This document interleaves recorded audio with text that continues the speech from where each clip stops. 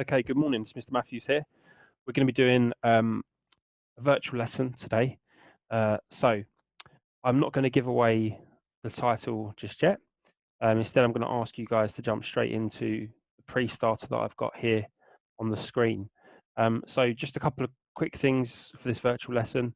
Just please make sure that you pause the video when I say so to give yourself enough time to attempt the task or the question that I'm asking you to do.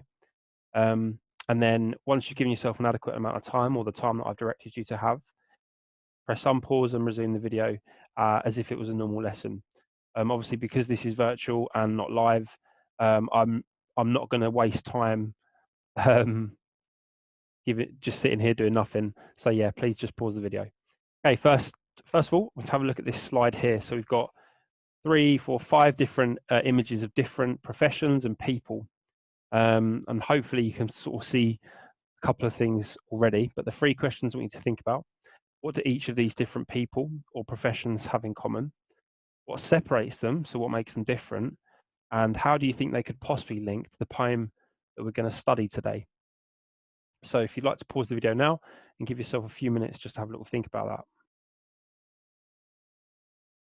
that. Okay, so some of the ideas or some of the things you hopefully would have spotted is that if you look at these 3 here, we've got what we call superheroes, originating from comic books, going all the way back to the 30s, but obviously very popular now. And they are known for performing super heroic acts to help the human population generally, but different in their own way, different heroes in their own way. Batman, as an example, someone who goes against the law technically, but does it for the benefit of the people, whereas Superman, much more pure, not considered as much of a vigilante as Batman. And then at the bottom, we've got a soldier, police officers, and firefighter. And hopefully you would have thought about the link between these guys, and that actually we could definitely consider these to be heroic professions as well. Particularly if you look at police officers and firefighters, it is their job to at times be heroic and do things that myself or you guys and normal people would struggle to do, to have the bravery or experience or expertise to do that. So heroes is the common link between all of these people. Okay, I'm just gonna get you to write down the title. So if you just write down the title, how can I analyze and understand the unseen poem, The Hero? You pause the video now to give yourself a few seconds to do that. And then we're going to get moving on to the pre-starter. Okay, so starter, just a quick recap for some language techniques and devices that during our quarantine or isolation you guys might have forgotten. So it's just a recap exercise. So on the left-hand side, we've got 9 different techniques that you hopefully would have all learned at some point, but may have forgotten. And on the right-hand side, we've got definitions for each of those techniques. So what I'd like you to do is just spend a couple of minutes trying to match up the technique on the left, the definition on the right, just to ensure you've got a good understanding of those techniques. So at this point, if you pause the video and give yourself a couple of minutes to attempt to do that.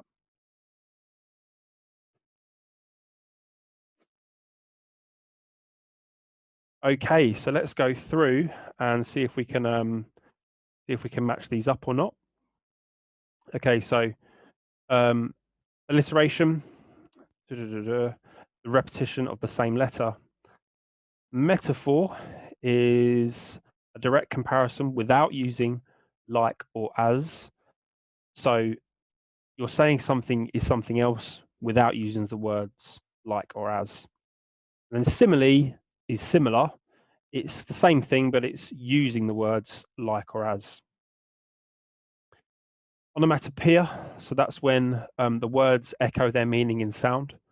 Whoosh, as an example. Personification, so that's when we give something a human quality. Just need to find it on here. Treating an object as if it was alive. More specifically, as if it was a human being. Rhyme.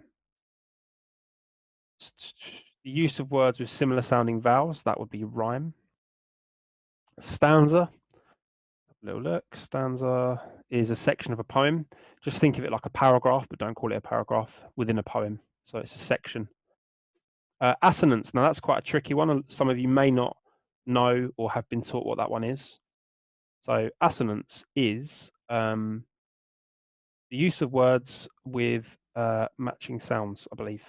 And enjambment. Oh no, sorry, that's the wrong way around. Assonance is the use of words with similar sounding vowels, and rhyme is the use of words with matching sounds. So an example of assonance would be if you've got a particular vowel that's repeated often in a sentence. Okay, so for example, E, if the word E keeps popping up in a sentence or a line, we would call that assonance. There are actually, I think, possibly some examples of that in the poem we'll look at today. We'll try and look out for that. And then we've got enjambment. So this is when a sentence runs into another line of the poem. So basically, it just means when the lines run over in a poem. Okay, right, we're going to get into it now. So skip through these boring slides. This is how you should always start with an unseen poem or even a seen poem. You should always start by looking at the title. So have a little look at the title. We've got the hero. So what I want you to do is have a look at that and write down a definition for hero. Other things to consider is how is it possible to be a hero during war? And the other thing to think about is why do you think they've possibly used capitals? So annotate that title on your page and consider these questions that I've put down here. Just give yourself a couple of minutes to do that. At this point, you should pause the video.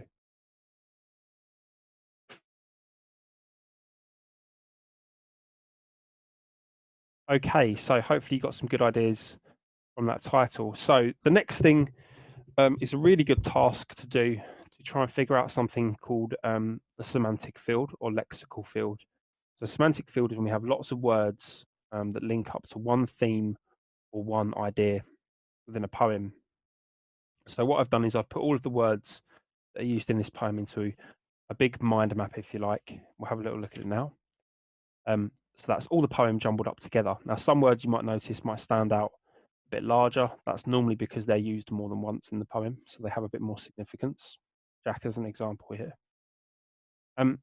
So what I want you to do is have a look for some patterns. Can you figure out what the poem's themes or tone could be based on these words, or what the poem might be about? So have a little look at all those words jumbled up. Also, try and have a look for some patterns. So are there any particular words that link together or any ideas that might link together that you can notice? So I'd give yourself, again, a couple of minutes to have a look at that and write down any ideas you've got. At this point, you should pause the video. Okay, so hopefully you would have spotted a few patterns. So if we have a look, we'll see if I can spot some patterns now and see if you guys had similar ones. So if you have a look, we've got some quite contrasting imagery that's used here. As an example, immediately, proud versus doubt. We've got gentle versus tired, lonely and weak being quite negative. So let's try and pick out the negative words. Lonely, weak, coughed, cold-footed, choke, dead. Lots of negative words there. I'd say there's sort of a semantic field of weakness or struggle. So lonely, weak, coughed, choke, all words that link to someone who's struggling physically and maybe emotionally. But then we've also got the opposite to that. So we've got words like triumph, joy. Is there anything else we can pick out? Triumph, joy, proud. So we've also got a semantic field of sort of bravery going on as well. Brave, proud, joy, triumph. So there's contrasting semantic fields there, and that's going to be important when we get into looking at the poem. Okay, so here's the poem. We're going to have a little read through, and then we're going to attempt tasks that follow. Jack fell as he'd have wished, the mother said, and folded up the letter that she had read. The Colonel writes so nicely. Something broke in the tired voice that quavered to a choke. She half looked up. We mothers are so proud of our dead soldiers. Then her face was bowed. Quietly, the brother officer went out. He'd told the poor old dear some gallant lies that she would nourish all her days, no doubt. While he coughed and mumbled, her weak eyes had shone with gentle triumph, brimmed with joy because he'd been so brave, a glorious boy. He thought how Jack, cold-footed, useless swine, had panicked down the trench that night the mine went up at Wicket Corner, how he'd tried to get sent home, and how at last he died, blown to small bits. And no one seemed to care, except that lonely woman with white hair. Okay, so what I would recommend you do now is I'm going to pause this video and I'd give yourself another couple of minutes to read through that poem. Once you've done that, without doing anything else, before we get into any other tasks, I would recommend you try and do the following. Pick out any language techniques you can spot or powerful quotations, anything to do with the structure that you noticed. Okay, so think of this a bit like English language paper 1, question 3, beginning, middle, and end. How does the poem evolve or change as it goes through? What can we say about how many stanzas there are? Is there a shift in tone or mood between them? And then notes on form that's similar to that. So looking at the shape or style of the poem that it is. It's a war poem. But is it a typical war poem? Is it an atypical war poem, etc.? Okay, so I'm going to pause the video and I'll give yourself about 5 minutes to attempt to do that. Okay, so hopefully you got some good ideas and found some good things when you annotated that poem. So just a little bit of background on the poet. Although this is not important for an unseen poem, it could possibly just help you get a bit more of an understanding when we look into it in a bit more detail. So written by Siegfried Sassoon, who was very good friends with another poet that you guys have studied in your anthology, which is Wilfred Owen. So they were actually friends. And they both had very similar views on the war, which was quite negative, or perhaps you might say realistic, in that they wrote poetry that showed the true nature and horror of war. Both people, Siegfried Sassoon and Wilfred Owen, served in World War One, and they both went through some pretty tough things during the war. So they both stood up and stood against the government and even the press, and actually the population at home, particularly people who were just trying to say, that war is very positive and that everyone should enlist and everyone should go. They were actually trying to show true reality of that and say, actually, no, this is a horrible experience and in some ways almost pointless. To the point where Sassoon did actually get a medal for being bravery, but he was that disillusioned with the war, he threw his medal into the river, among other things. So when this poem came out, it was incredibly shocking. Officers condemned the poem and him because it shone a light on some of the lies and the things that would happen to try and make people feel better about how their children have died in the war. The sad thing is, though, that actually it's partly true, this poem. This certainly would have happened in some cases.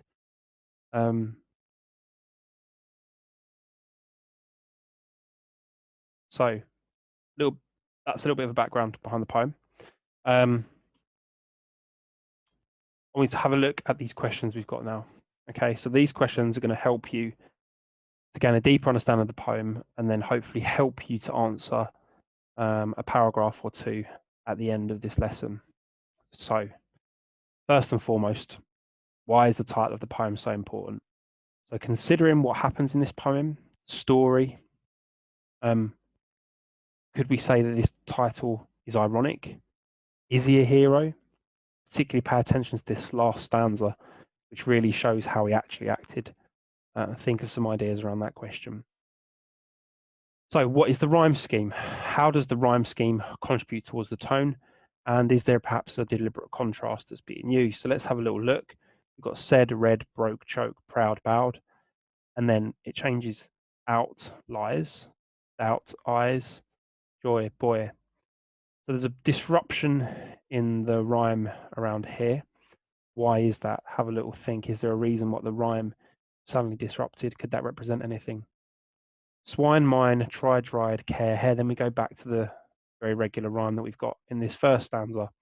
This symbolizes some sort of shift, and you need to have a little think to yourself, what could that shift be? A shift in tone, a shift in perception of the boy, have a little think. This question, I sort of answered that by looking at the background of the poet, but what do you think Sassoon's stance is, or what is he really trying to highlight to his audience? Why do you think the soldier tried to get sent home? Let's ask you to think about the background behind the war and what he's possibly gone through. Perhaps link that to some other ideas from some of the poems we've looked at in anthology. There's definitely some really good poems there. Remains being a good example. Think about why this soldier might have tried to get sent home. So why did the brother officer tell some gallant lies? So gallant lies meaning, you know, some noble lies, making him seem far more, much of a better soldier than he actually was. Why do you think the officer did that?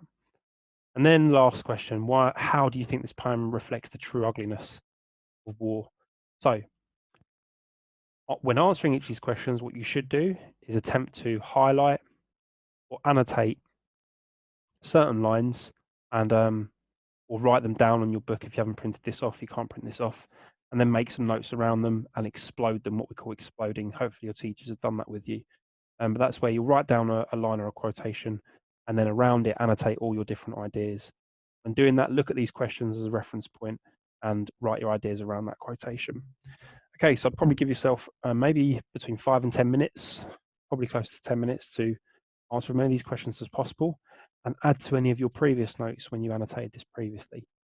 Okay, so if you pause the video and give that a go.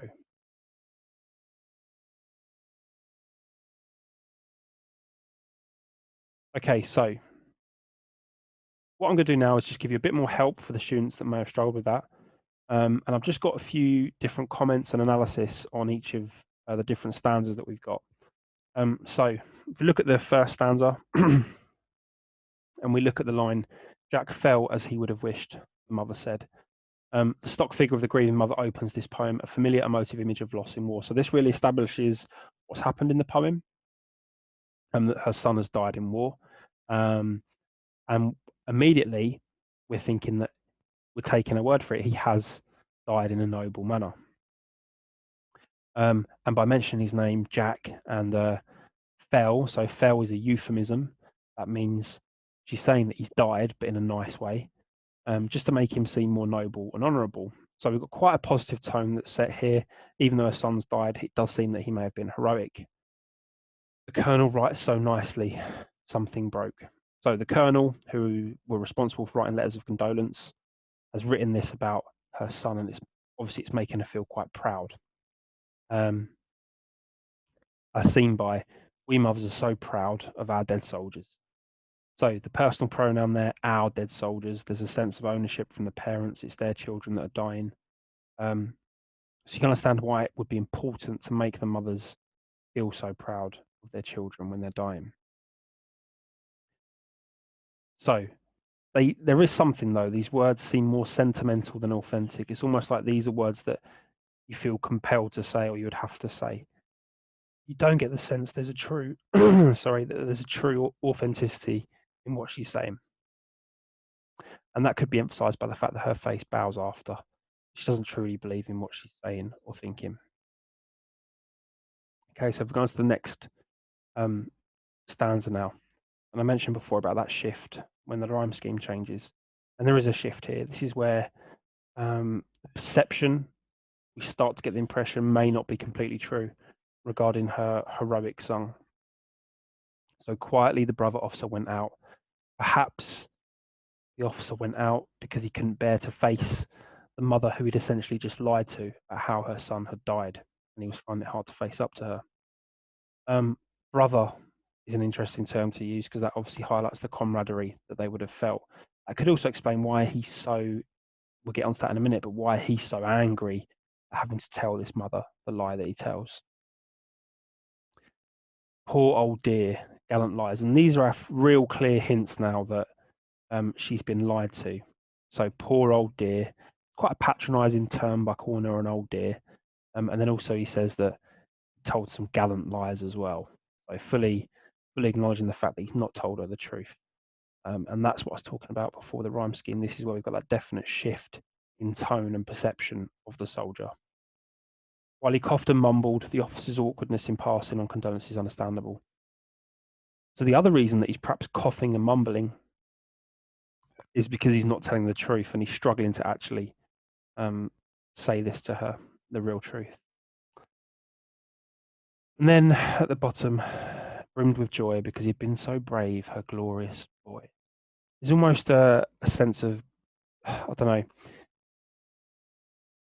being quite patronising in this last bit here.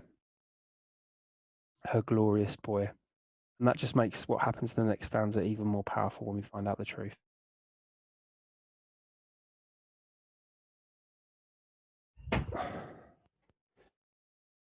He thought, oh, sorry, we'll go to the last stanza now. So he thought how Jack, and notice how we have this in quotation marks here. That's perhaps to illustrate the anger he feels towards his fellow soldier, acting the way he did that led to his death. And then that's further backed up by calling him cold-footed, useless swine. Really powerful, offensive terminology to use against the soldier. Swine being a pig.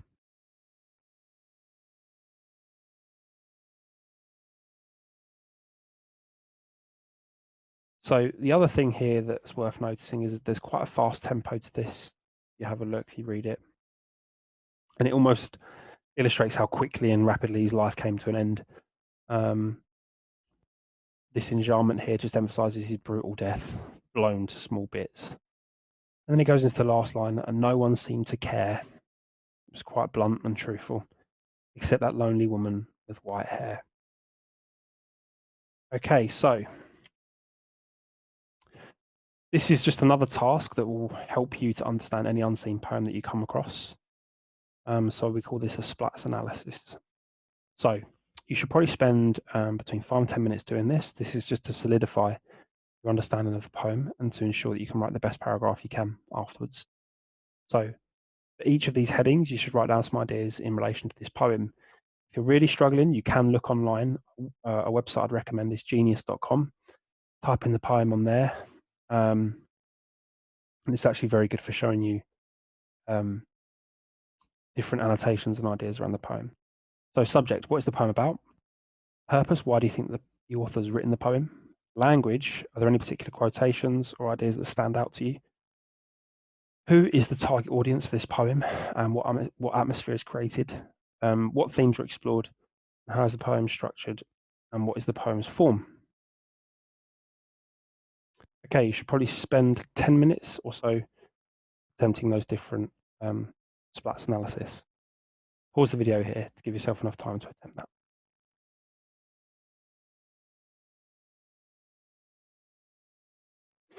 Okay, so you've got two options now. If you're confident enough, you can jump straight into attempting a question.